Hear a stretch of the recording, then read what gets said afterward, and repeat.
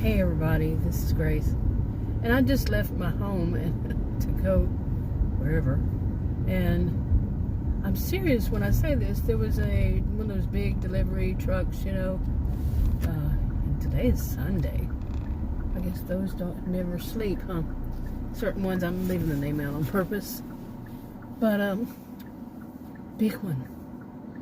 And anyway, the guy, it's a neighborhood, okay? And it does not have but just one way each way. It's not big like this. It's the neighborhood within there, right there. One direction, one lane going each way. And there was constantly somebody parked on the side of the road. That's like pretty much everywhere out here. And that truck, this delivery truck, decided that it was going to park away from the curb, just kind of in the away from the curb, okay, just where it was when it was driving. Just park right there. The guy got out. Like, he did not look behind him to see, oh, well, wait a minute, this is a road, and I'm making it to where nobody can get down it. Nobody can get me around me. If there was an emergency, they wouldn't be able to. They would have had to wait for me to go deliver. And I know I'm being mean, I think. Because I saw him and he looked just like innocent. Then he turned around and saw me. Well, why weren't you aware of your surroundings before then? Instead of making me stop too. And if somebody would have been behind me, that's the only way out of there. Behind that point, it's the only way out. I'm sure he doesn't know that, maybe. But it's the only way out at that point. Actually, there's one more way, but you have to back up and go back around and go through behind somebody's alley and all this stuff. There's a perfectly good road that people should know. You don't block entrance and exit on a neighborhood road. I know, I feel like I'm being so mean. And then he got back in his truck, by the way, the big old delivery truck, paused for a little bit, finally left. Yeah, finally. As in, didn't rush. Wow. You see, why some of this stuff like that bothers me is because there's a sense of entitlement behind it. And some would say, well, I have a sense of entitlement that I think I should be able to travel the road that we pay taxes for, and stuff like that.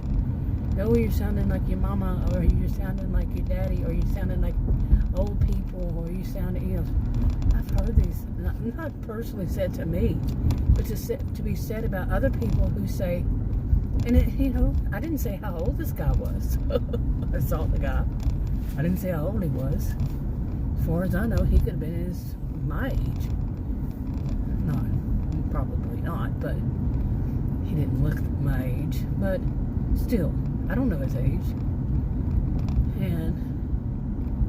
But still, the sense of entitlement would not be on me, because that is a given. That's the law. Remember that I've said this in the past, that traffic rules and regulations and speed limits and stuff. I looked this up here in Texas, and the way that the person had written the article on it, and it says it is, and then there was a punctuation mark, period, then another sentence, the law, and another punctuation period. It is the law. And I said, I could hear that the guy who had written that, I could picture him and everything. And just say, it is the law. Well, I'm 63 years old. Yeah, I have a pretty good clue. Social behavioral scientist on top of it. It is the law. But it is. He should not stop right there. Even just for a second. What if his van broke down? Right there, and then nobody would be able to get in and out from behind there.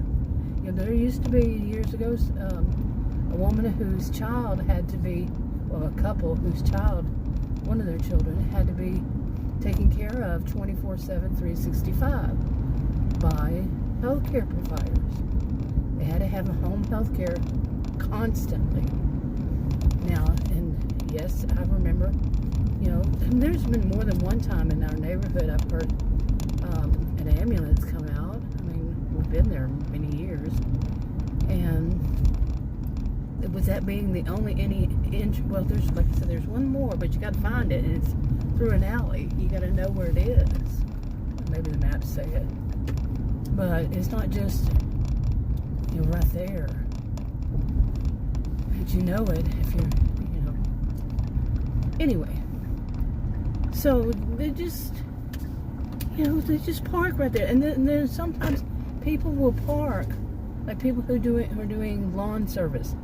There's a house there, and the people they park out in front. They have, we don't have an alley, and our parking spot is in front of our houses. Everybody's houses, they're individual houses. Nobody is, no houses are connected together. They're not townhomes. They're houses, separate houses, separate buildings. And so they all have their own parking space. Okay? They all have their own parking spaces. But these people, they have their garage in the back, and they want to park in the front, which means they're parking on the street, which they can park on the street, but they need to park correctly to where they're leaving enough room for people to go up and down the street, because it's the only known exit and entrance. The other one's through somebody's, through all those other people's alleys. There's a bird down there. You see it? It's a penguin. Okay, here in Texas we have penguins in the summertime. It's a pigeon, and I have a feral bird seed. Yay! I'm just parked the opposite direction I need to be, though. Oh, nobody's going to be parking next to me. One would think. But herd mentality, that kind of literal herd mentality. Some people see somebody parked way far away. Oh, I'm going to go park right next to them. Yeah, I'm going to park right next to nobody else. Oops, I'm throwing out seed here. Nobody in all those parking spots, but I'm going to park right next to them. It happens so many times. I've been making videos. It'll be 12 years in August, and I can remember, I don't know how many of those years, probably all of them, I've said this, that people will do that. Nobody's out there parked. I'm going to go park next to them. Let me see if any of these birds come out here. If they do, I'll take a little video of them. I like feeding the crows. They're not all crows. Some of them, I think they're called grackles. That word just doesn't sound right, does it? Grackle. But they look like crows, except their eyes are brown. These are the guys, the males. Their eyes are brown. Their feathers are really, really beautiful. And the sun hits them right. They're black, but multicolored. Come out. Why did you chase the other one around? There was a bird chased one of them away. I guess I don't think I can turn around here and park because it said where it's located. But anyway, once one bird sees it, oh, all of them. And then the girl ones, they're brown. The female, they're brown. And so they're not all black. They don't look like crows. But then we have the crows, big, huge crows, man. And they'll sit and they'll watch everything. And then it's always three of them. No matter where you go, three there, three there. They're not going to be the same ones. And there's three in our neighborhood. They are huge. And they're looking around, and all of a sudden they'll let everybody in the neighborhood know, all the birds and squirrels, and everybody know there's food. There's food. I used to feed them in our backyard. Man, you talk about, I'd have squirrels, I'd have all kinds. Even cats would come. So, but yeah, we had to stop that. And then we started again last year before, and we had to stop it again. So I'm not happy with that. But anyway, well, if you're curious, has a bird ever tried to fly into my vehicle when I was feeding them? Not exactly. One time I was sitting, it was both of us, or maybe it was just me that time. I think it was just me. Sitting at a Walmart. They have those big, parking spots. And it was at the end of it. It was next to these other places. I don't know if that was their parking lot or not. And I threw out some, bird seed, this feral bird seed. And it's the good stuff, for them to get the right nutritions. And one of them came to my window, and I had rolled the window up, and all of a sudden it went peek right at my window. And it hit the glass. That's because there was a moth on it. A moth had flown up, and it ate that moth. And took off, really. Okay, speaking of which, can you see the one that is most likely a crow?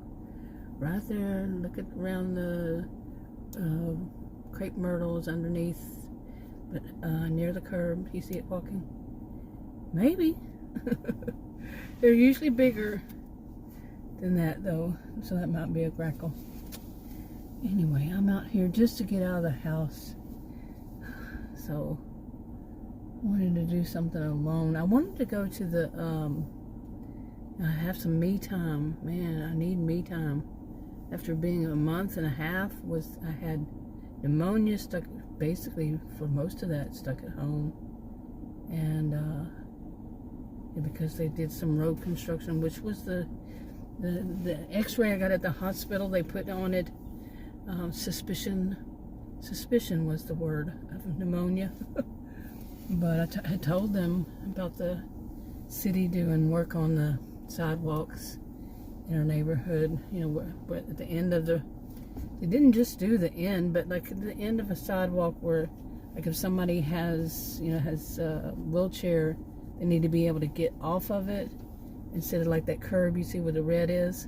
Instead of they have to step down, they just be able to drive off, right off. And they had them wrong, and they didn't meet the right. There's according to me, what I call call a penguin. You see it flying? A pigeon. But anyway, they had to do that, and then they saw some of the sidewalk wasn't even, so they did those, and in our neighborhood and in our part of the neighborhood. And then they fixed a road on the alley, like one section of it, and they came back for that. And during all that, from the start, I got pneumonia. It's suspicion of pneumonia, but it might not have been. It might have, as it turned out, could have been a medication I was taking from a rare health condition, made me retain a whole lot of fluid, 20 to 25 pounds of fluid over time, about 40-ish days. And it could have been that. Could have been caused from that I wasn't able to breathe. I wasn't able to walk more than like, the worst part of it was probably like 5 to 10 feet. And I said most often it was like 10 to 15 feet. I have to stop, pause, lean up against something, or sit down, or whatever was available, and catch my breath, and that took a while. Just going to the restroom took a while. I mean, to get there in our house and get back, because of that I couldn't walk very far. Oh, and walking pneumonia, who knows? There's so many things that can cause so many things, But this week I see one of the doctors I saw back then who was trying to blame it on one thing, and then on and on and on. They all want to, take credit for something that's in their field, so they can run more tests and do more. Not all of them. The ones I've seen, not all of them. One of them doesn't. But yeah, they want their own test. They want their own procedures. Yeah, because how much money you make off of that? It sounds cynical, but it's not. A social and behavioral scientist, I worked in those fields. I know. I did billing. I did inter-office management, and not inter-office. What is with my words today? Seriously, interim office management and surgery scheduling. Yeah, I have a clue. And when I was a career student, part of it, and then some of it I did substitute teaching. Some of them called visiting teacher because I had taught at college and university.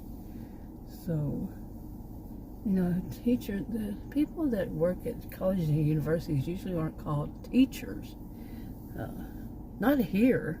Maybe I didn't know every place here or everywhere in the United States. I don't know.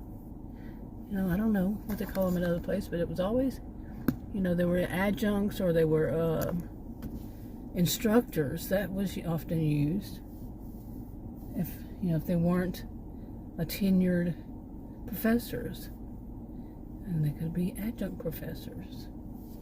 So, what is the difference? Good question. Would it be the same? When you get older, you start to realize. Plus, as you get older, things that were one way at one time change. The terminology changes. Or the way that they do it changes. Maybe they're no longer called adjuncts. Maybe they're, you see what I'm saying? But that whole bit was, I was a career student over 20 years, and it boggled my mind, but I did attend college or universities in different states. I'm from Texas, mainly was in Texas, but we moved around at first quite a bit, and I took classes here, there, wherever. Kind of well-rounded, that's what I call it, well-rounded education. Various places, how they teach, different people.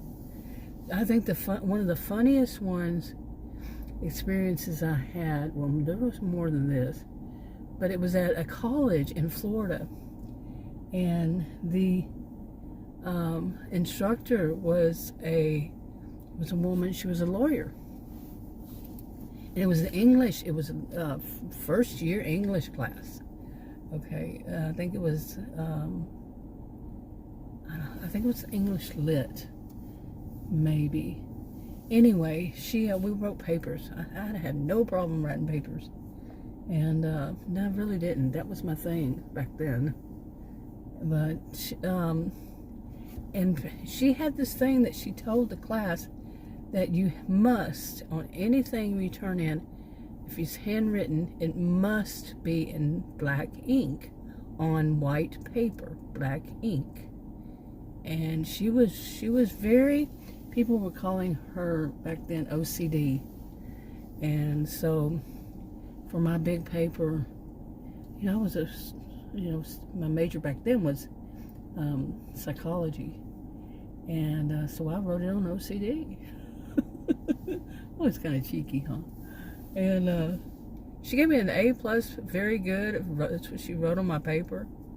I wonder if my classmates said, "You wrote it on that? I can't believe it." And one of them was an older woman. She goes, "I don't know how you got away with that." But, because I was smart. But anyway, that sounded mean too. Didn't I start this video off talking about how sometimes I can sound mean? Seriously, sometimes. But I left. I was a little bit upset with Adam. Yep. He retired. He said that it would be 2 years in September. And his mansplaining stuff has only worsened. Okay, I don't remember him being so much. I mean, I've known him 40-something years. So much of mansplainer, type. But his family, it was one of his family members who was the next generation of his cousin's son. He was an adult. He was in his 30s. He would, after I just met him, and he started saying things to me, like anytime I would say something, he goes, "Well, actually," he made me think of, the human Gargamel on that show, the Smurfs. Isn't it Smurfs? the human one that played him, he makes me think of him. You know, and the whole thing of washing his hands, you know. Ooh, that's who he reminds me of, seriously. I mean, seriously. And just skinnier. And he would always say to me, actually, like he knew better. And oh man. Well, Adam, you know, that's one of Adam's family members. And they all seem to think that they are smarter than the world. And seriously, I'm not kidding. Not all of them. One of them, but there's only one of them that I know that doesn't. You know, that they know everything. And if they don't know it, one of the family members does, so they have it all figured out. Okay, uh-oh. Two teenage, I'd say maybe they were 13 years old or something. Teenage boys on a scooter, electric scooter, and they're driving around and everything on it. And that was kind of neat. Just hold on, we'll go. But I didn't want them in my video, but they went the other direction, so. But anyway, today, and they have this habit, because of some of their, you know, their ways, I call it poo-poo on other people's fun. You know, like if you say, oh, I want to go to this and do this, they say, well, actually, you know, you might not want to do that, da, da, da, da, da, da. This is the way, and so Adam did something like that. All I had said was, you know what, I was thinking I want to, and he said, and he interrupted me, and to say something, I said, what, are you going to poo-poo on it? You're going to put your touch of misery on it? And yeah, that's what he does. He and his family, that's what they do. They have to say something negative about what people are going to do. You know, it could have been, oh, there's a bird building a nest. It's finding straws. Let me see if you can see it. Can you see it? Oh, no. See, it's going to build a nest up there. Yep. How neat. But, you know, I'm a person, the glass is half full. He's half empty. And I don't poo-poo. I got even worse than that. I said the S word at one point. I even made up a little song in my head of, you know, I actually said, yeah, y'all are all a bunch of S's. I gotta stop that. I'm serious. I'm laughing, but it's not funny. You know, it really isn't. They are this way. That's the sad part. But I don't have to respond to them in kind. You know, I'm trying to be a better person. And I really shouldn't. And I understand it as a social and behavioral scientist. There comes the bird again. You know, to get some more straw. Yep, it's building a nest. Oh, how sweet. It goes up in the tree and it comes back down. Let's see if I can zoom in. I think whoop, there it goes. But anyway, you know, and nothing that have said to any of them has ever stopped them. You know, when I first met his first female cousin that I met, okay, she's just like a couple of years older than I am, maybe 2 or 3, I don't know. But she visited the house and she started moving stuff around in the kitchen. You know, like where she thinks it should be. While she, you know, that they like to come over and they cook food from their country, you know, their country across the globe. And I said, more power to you. You want to, go do it. But don't move my crap around. Don't move my stuff around. I'm an extremely logical person. You know, I am actually literally a genius. And so things are going to be very logically placed where I need it. I don't need it out in the garage. Adam actually did that before, has done it more than once. You know, but some people say, yeah, okay, I understand. Take a pitcher and put some water in it and he leaves it out in the garage. Where's my pitcher? Out in the garage. Took some stuff that I bought for myself, you know, it was just a little bitty thing. And he put a screw in his top, you know, that plastic, put a screw in the lid. because he wanted to for some reason. Never fully understood why, but they do things that are just abnormal. You don't go into somebody's kitchen and move stuff around, like where they put their their cutlery, or where they put their cups, or where they put their, and sure, you can say, well, then maybe they just forgot where they found it. It's very logical. I'm very logical. And when I go to find something, I don't want to have to look in every drawer and every cabinet and everywhere to find what I want to use in my own kitchen. It's his too, but back then, Adam, until he retired, he didn't really do well until he started working from home, which just happened right before, like a couple of years or so. Well, 4 years before, well, about that long before he retired. And he slowly started cooking. Okay, but mainly since he retired. And then now he likes to go buy groceries. But I think it's a control thing, really. Plus he goes to every couple of days to go buy 2 packs of cigarettes. He smokes 1 a day. He's older than I. He shouldn't be smoking. He said last night he was going to quit yet again, and he went this morning to buy a pack of cigarettes. That's his way. And so this time he didn't stop. But that is so sweet that the bird is building a nest. I feel comfortable here. It's comforting, being at home and hearing him. He was going to poo-poo on my idea. I'm serious. That's what they do. And I said, you must have been raised in a very miserable. You all must. I was not nice. I said, all of you must have been extremely miserable growing up. Because each one of you is going to poo-poo on each other's ideas and what they want to do. Seriously. I mean, my siblings and I weren't the best family. We were quite dysfunctional. But none of this poo-poo on somebody's whatever dreams or hopes. One of them, she could do that. Like I remember telling her that I had this dream and we were kids, and she goes, I don't want to hear about your dreams. And I think she just didn't have dreams. I knew a guy, he told me he never had ever in his life had a dream. I found that quite surprising. I also found it quite impossible, but I don't know. Anyway, I'm kind of going on and on, but I'm enjoying sitting here and watching all these birds and just, underneath the shade. It's 88 right now degrees. It's 4:34 p.m. At 4 o'clock, it said that the heat index was 101. Well, guess what? I'm Texan. That's nothing. Yeah, when you get in the heat indexes in the 110s,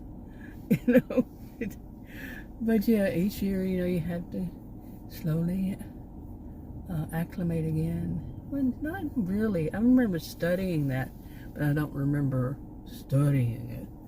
I don't remember everything about it, but acclimation and I remember I didn't. We all have a first time for learning something, And when I was young and I didn't know the right words for it, I think I called it acclimated or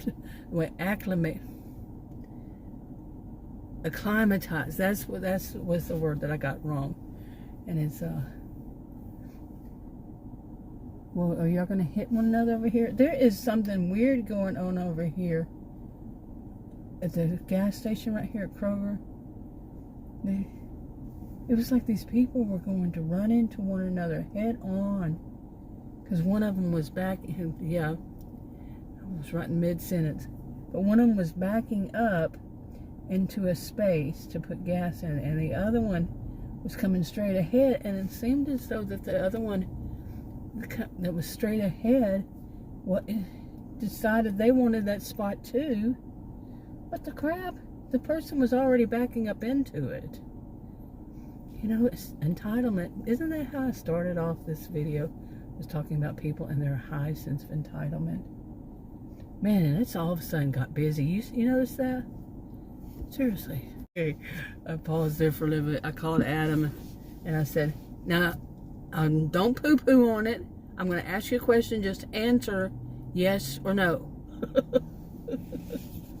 And then, of course, he goes through this. I can't hear you. I can't understand you. Your phone's on my phone. Blah, blah, blah, blah. He's got to go through that.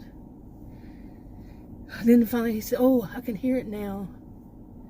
Okay. But I asked him if he wanted something from McDonald's since it's right there. You're looking at it. And usually he'll say yes or no. And then he'll, like if it's no, he will go on and on. The man does not know how just to answer. I mean, serious. I know it's just a difference in people. But he will go on and on about why he should or why he shouldn't have this or that and the other. And why, you know, hinting at why I shouldn't too. If not flat saying. Okay, none of the birds came and got that. I guess it was out the wrong window, but anyway. But yeah, this is a way that he and his family, seriously, they poo-poo on stuff. Serious. They'll have some kind of commentary. Oh my goodness, look how busy. Was it just now just this busy? No. Whoa, what the? My goodness. That is a long, long line. All the way back here. Man. Goodness, goodness, goodness. But anyway, that's how they do it. You know, they're going to find some way. And he had told me one time before that the reason why they do that is to actually, or they have something to say when somebody says something. He says it's to, what's the word? What's the word I'm looking for? Is, you know, something along the line of they're trying to bring about more conversation, foster more conversation or something, debate and all this. No, that's them acting superior. And trust me, they will act superior. And that their views are the superior ones and anybody else's are to be laughed at. Yeah, you know, I took debate when I was a teenager. I was on the debating team. You know, girls back then were not allowed to debate. Seriously. It was in the early 1980s or late 1970s. We were not allowed, and I asked it was a teacher, he was also a coach. I said, why not? He said, it's just not. So he was not the right one to be the coach, teacher of debate. Okay, the cashier was something. You know, apparently maybe that's the person who trains people there. Well, I'm not an employee. Okay. So you don't get to train me, so I train him. I'm in a mood today. I just got in a shirt. I got it from Temu. I'm not sponsored. But it's a man's shirt. But it was so cute.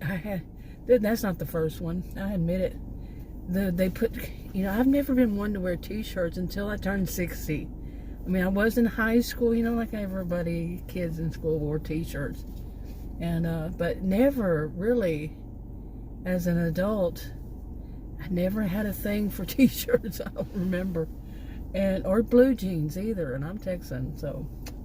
Yeah, not all of us wear blue jeans, and we don't all wear cowboy hats and cowboy boots and western shirts and, God, really. But, this t-shirts, I've got them off Temu. I buy them off there, and they're just so cute. And this one says something about the chains, you know, chain, like chain, you know, CHAIN, is a better way to describe it, right? Spell it. The chains on my mood swings have broken. Run. I just found it so funny. I had to get it for me. Apparently that's the cashier's behavior, so I schooled him too. And I said, after he waved the receipt at me, I took the receipt out of his hand and I said, "You're welcome." You know, whatever happened to thank you to customers? Seriously. Oh, is that me having entitlement? You're saying that a customer, that's how it is. Social and behavioral scientist. You go to somewhere, you spend money, and the cashier will say, thank you. That's what they're trained to do. It's not about them and their attitude and their this and their that. Don't be rude. There's one place, Adam, he can't stand to go to. And he says different reasons, but I was there when it happened. And with him, you know, like I said, he's taken on buying, I didn't say this, I don't think, in this one, buying groceries and cooking meals since he retired and he's so bored. But I think, I did say this part that I think it's a control thing. But we went to this one grocery store. It's a small one, smaller. It's a chain still. But when we were checking out the woman, the cashier, didn't say a word to us the whole time. Not a word. Not. Did you find everything? You know that usually they say something like that, or you know, or they say, I don't know if they really say hello, but do something. And he had said something to her, and she just, you know, wasn't listening. Like she wasn't even there, and she didn't say thank you, nothing when she handed the receipt, nothing. Not a word came out of her mouth. And yes, she can talk. She can speak. Yeah, there's nothing wrong. And he was not happy. Usually he doesn't pay attention to anything going on really seriously in the in any kind of social situation. He doesn't notice it. But that time he did, and since then he doesn't want to go back there. He doesn't think that was right the way she. Look how beautiful this grass is on the driver's side, on the left side. Beautiful, isn't it? So green. Wow. But anyway, yeah, he doesn't want to ever go back there. He said he's not in a good mood. I'm not in a good neighborhood. Yeah, it is. There's not many neighborhoods around here that are bad. Okay, just not. You know, and but he doesn't want to go back there. No. Yeah, I don't like that. You know, I guess he's one of those. You tick him off once, that's it. You know, types. I'm actually more forgiving, but sometimes, I mean, yeah, sometimes, you know, I'm just not in a forgiving mood, you know. The t-shirt. It really is. I got it in the mail today, which is why it's on my mind. It was delivered today, which is a Sunday. But the chains on my mood swings broke. Run. And it has, I think it's a kitten that looks quite devilish. Doesn't that sound like me? In a way? Huh. And on that note, I better eat my french fries before I get home. Actually, I got one of those, you know, I called it a tray because those are put in trays. And the guy corrected me and said that it's a basket. I said, it's a tray to me. Just stop being cheeky. That's my role. I am not beyond noticing those things. Wrapping it up. In case you're wondering why I ordered a tray of french fries, it's because Adam will eat most of my french fries and I didn't get him one. I just got one for both of us. I'm going to eat mine before I get home. Part of them before I get home, because he'll eat all of them if I don't. Otherwise, wrapping it up.